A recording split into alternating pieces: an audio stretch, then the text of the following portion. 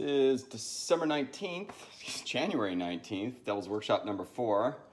I am still only 2 large panels hooked in, but at least I have this inverter and solar charger. And it says I'm pulling in 9.5 amps at 60 volts, which would be 600 watts. And that's a pretty decent amount to be pulling in for 2 panels. And that means, but I also have 22 more panels to add for that same one. I'll end up needing to get a couple more of these to be able to handle that much load. But 22 more panels will give me a lot of juice. And then I'm tracking juice like this into my house so I can see how much I'm drawing. That says the current is 0.7 amps, which is not that much.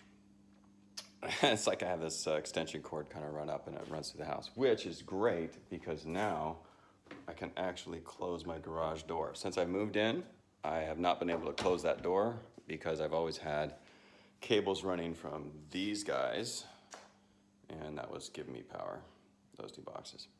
So I'm now off that, and my next step is to start, I feel like my whole life is now going to be building more solar panel stands because like I said, I have 22 more to go.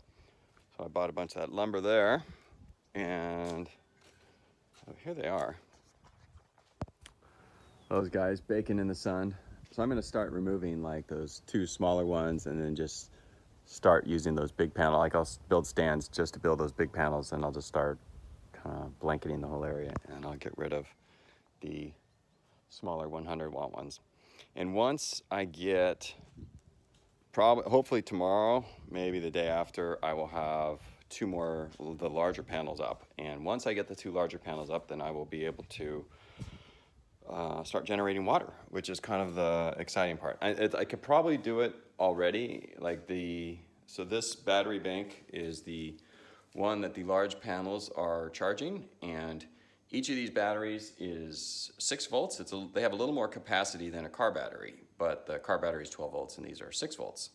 And the 6 volt batteries end up being more efficient. Like you can draw power from them and pull it out faster and leave it charging longer, or they hold their charge longer. And I've got them wired up. This one set I don't have wired up, the one closest to you, but the one in the back is actually wired up and connected up.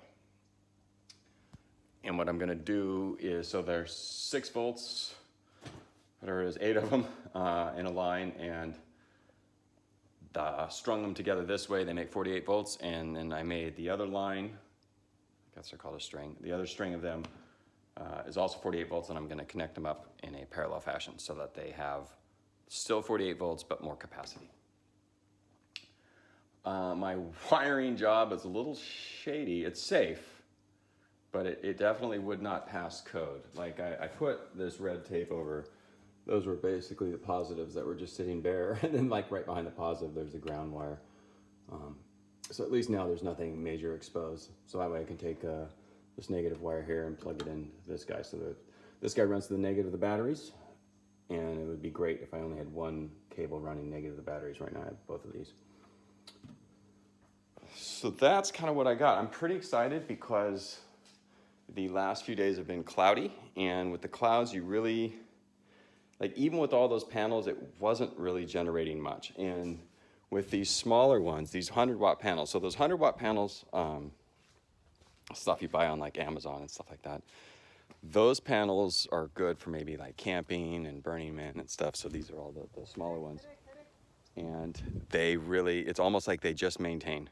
They don't even really, when it's cloudy enough, they barely even charge anything. Like maybe you would need 50 days to charge it. But if you turn on the inverter, which gives you 110 volts like your normal plug, with those smaller battery boxes, you end up just taking up more power than these pull in. So that was really bad with the cloudy days. But when I add more of these bigger panels, and then I'm going to add, right now these are in serial, like the line of batteries. So I'm going to add a couple more serial and then group those all parallel. So that way, if it's cloudy, it will still have the right amount of voltage, but it will, even if it's cloudy, it will still be able to generate that larger inverter and all that. But there's not really that many cloudy days coming up soon, so I'm pretty good with that. So yeah, I got